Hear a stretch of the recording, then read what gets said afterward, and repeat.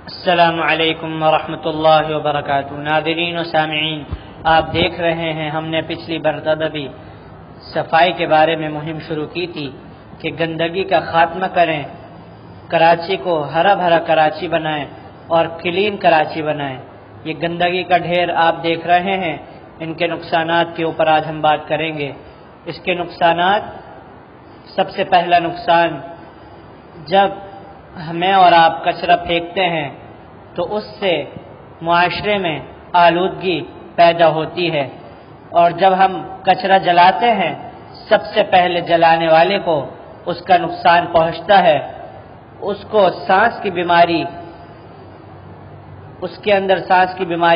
اس بندے کے اندر سانس کی بیماری پیدا ہوتی ہے، اور جہاں جہاں تک یہ دھواں جاتا ہے ان لوگوں کے اندر بھی یہ بیماری منتقل ہوتی چلی جاتی ہے، اور اسی طرح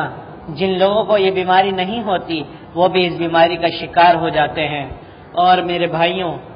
یہ جتنا دھواں ہے، یہ پولوشن ہے، گندگی ہے، اس سے بہت ساری بیماریاں جنم لیتی ہیں، اور انسان معاشرے میں اپنے آپ کو صحت مند رہنے سے بچا لیتا ہے، صحت مند رہ نہیں پاتا اس آلودگی کی وجہ سے۔ تو میرے بھائیوں، آج آئیے ہم سب مل کے کوشش کریں کہ اپنے محلے کو، اپنے علاقے کو صاف ستھرا رکھنے کی کوشش کریں، اور جہاں تک یہ دھواں جاتا ہے، جس بندے کے جلد پر یہ دھواں لگے گا اس کو خارش کی بیماری ہو جائے گی، اور اس بندے کے اندر کھانسی کی بیماری لگ جاتی ہے۔ اور یہ کچرا رہنے سے جتنی آلودگی نہیں ہوتی اتنی آلودگی آگ لگانے سے ہوتی ہے کچرے کو۔ انسان کھانستا رہتا ہے، اس کا گلا خراب ہو جاتا ہے، پھر وہاں سے بیماری اندر منتقل ہوتی چلی جاتی ہے، اور ناظرین آخر میں جا کر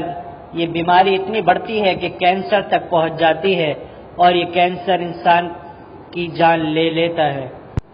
اسی طرح یہ بیماریاں میں نے آپ کو گنوائیں، جلد کی بیماری، سانس کی بیماری،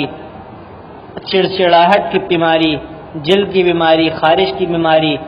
تو لہذا ہم سب کو چاہیے کہ ہم سب کچرا پھینکنے سے اجتناب کریں اور اپنے شہر کو